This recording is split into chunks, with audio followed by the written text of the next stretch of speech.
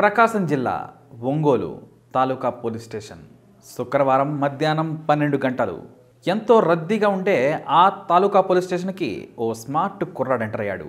Designer చొక్కా వేసుకున్నాడు, skin tight pant వేసుకున్నాడు. స్టేషన్లోకి ఎంటర్ అయ్యాడు. ఆ సమయంలో స్టేషన్లో ఆ సిబ్బంది తప్ప ఎవరూ లేరు. అతను సరాసరిగా కంప్లైంట్ తీసుకోవాల్సిన రైటర్ రూమ్లోకి వెళ్ళిపోయాడు. ఎవరు మీరు, ఏం కావాలని ప్రశ్నించారు అక్కడి రైటర్. నా సెల్ ఫోన్ పోయింది సార్, ఫిర్యాదు తీసుకోవాలని కోరాడు ఆ యువకుడు. ఏం ఫోను, ఐఎంఈఐ నంబర్ ఏమైనా ఉందా అని తదితర వివరాలు అడిగి అవన్నీ కూడా క్షుణ్ణంగా రాసిచ్చి వెళ్ళమని చెప్పారు. ఆ యువకుడు వారు చెప్పినట్టుగానే చేశాడు. ఆ కాగితాన్ని వారికి అందించాడు. అయితే తనకు ఎఫ్ఐఆర్ కాపీ కావాలి అని అడిగాడు ఆ యువకుడు. అంతే, అక్కడి నుండి ఫిర్యాదు తీసుకొని అతడిని తమదైన శైలిలో విచారించారు. ఫోన్ ఎలా పోయిందన్నారు. తాను ఆర్టీసీ బస్టాండ్లో సెంటర్లో వాకింగ్ చేస్తుంటే గుర్తు తెలియని వ్యక్తి లాక్కొని పోయాడని సమాధానం ఇచ్చాడు ఆ యువకుడు. దానికి పోలీసులు అసలు మీది ఏ ఊరు, ఎక్కడికెందుకు వచ్చావు అని అడిగారు. నాది బెంగుళూరు, మిత్రులతో కలిసి ఒంగోలు వచ్చినట్లుగా చెప్పాడు. వాళ్ళు అతన్ని నమ్మలేదు.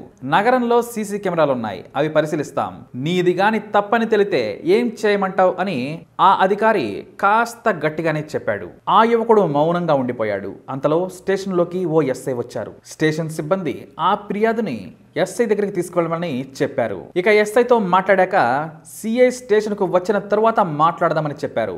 ఈలోపు మరో కానిస్టేబుల్ వచ్చి ఆ బాధితుడిని తమదైన శైలిలో మరోసారి విచారించారు.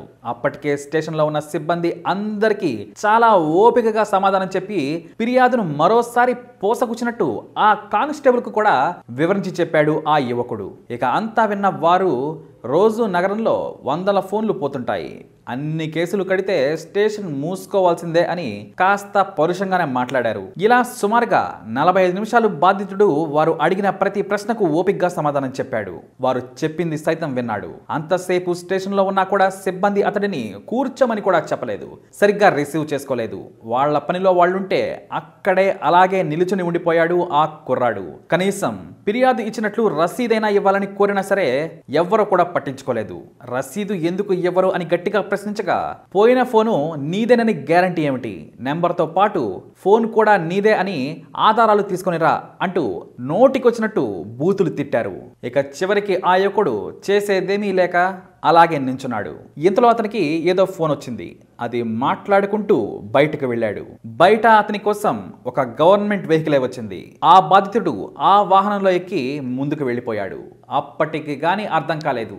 వారందరికీ కూడా ఒక్కసారిగా గుండె వేగంగా కొట్టుకోవడం ప్రారంభమైంది. ఎందుకంటే ఆ బాధిత ఫిర్యాదుదారుడు మరెవరో కాదు, ఐపీఎస్ పి జగదీష్. ఆ జిల్లాకు వచ్చిన క్షేత్రస్థాయి శిక్షణ నిమిత్తం కొత్తగా వచ్చిన ఐపీఎస్ ఆఫీసర్. ఆ పోలీస్ స్టేషన్లో ఉన్న అధికారులకు ఈ విషయం చాలా లేటుగా తెలిసింది. ప్రకాశం జిల్లా ఎస్పీ సిద్ధార్థ కౌశల్ ఎప్పటికప్పుడు జిల్లాలో పోలీసుల పనితీరుపై తనదైన శైలిలో నిఘా ఉంచుతూ ఉంటారు. స్టేషన్కు వచ్చే బాధితుల పట్ల పోలీసులు ఎలా వ్యవహరిస్తున్నారన్న దానిపై ఆయన ప్రత్యేక శ్రద్ధ పెడుతూ ఉంటారు. ఇందులో భాగంగా ఒంగోలు పోలీస్ స్టేషన్లో పోలీసుల పనితీరు ఎలా ఉందో తెలుసుకోవాలని ట్రైనీ ఐపీఎస్ జగదీష్ ను సామాన్యుడి రూపంలో స్టేషన్కి వెళ్లి ఫిర్యాదు ఇవ్వాల్సిందిగా ఆదేశించాడు. దీంతో ఆ ట్రైనీ ఐపీఎస్ జగదీష్ సామాన్యుడి తరహాలో స్టేషన్ కి వెళ్లి తన మొబైల్ ను గుర్తు తెలియని వ్యక్తి లాక్కెళ్లాడని ఫిర్యాదు తీసుకోవాల్సిందిగా పోలీసులను కోరారు. అక్కడి నుంచి ఈ తతంగం అంతా జరిగింది. ఒంగోలు స్టేషన్లలో పోలీసుల వైఖరి ఎలా ఉంది, తనకు ఎదురైన అనుభవాలతో ఎస్పీకి ఫుల్ రిపోర్ట్ ఇచ్చేశాడు జగదీష్. రైటర్ సస్పెన్షన్, సిఐ సహా 5గురికి ఛార్జ్ మెమోలు జారీ చేశారు ఎస్పీ. సభ్యత, సంస్కారం లేని మాటలతో ఫిర్యాదు చేయడానికి వచ్చిన వ్యక్తిని అవమానించడం, దురుసుగా మాట్లాడడంపై ఎస్పీ సీరియస్ అయ్యారు. ఇక ఫిర్యాదు తీసుకోకుండా నిర్లక్ష్యంగా వ్యవహరించడమే కాక అవమానకరంగా మాట్లాడిన స్టేషన్ రైటర్ కె సుధాకర్ ను సస్పెండ్ చేసి పారేశారు. ఇక దీంతో పాటు CI M Lakshman, SI Sambasivaiah, head constable P Yedukondalu, constable MV Rajesh, అలాగే మహిళా కానిస్టేబుల్ ఎన్ రమ్య కిరణమేన్లకు పనిష్మెంట్ కింద ఛార్జ్ మెమోలు జారీ చేశారు. బాధితుడు ఏదో సమస్య మీద వస్తూ ఉంటాడు, అతడిని నవ్వుతూ పలకరించాలి, అతడి బాధ తెలుసుకోవాలి. మీరు అతని సమస్యను సావధానంగా వింటే అతనికి పోలీసు వ్యవస్థ మీద నమ్మకం కలుగుతుంది.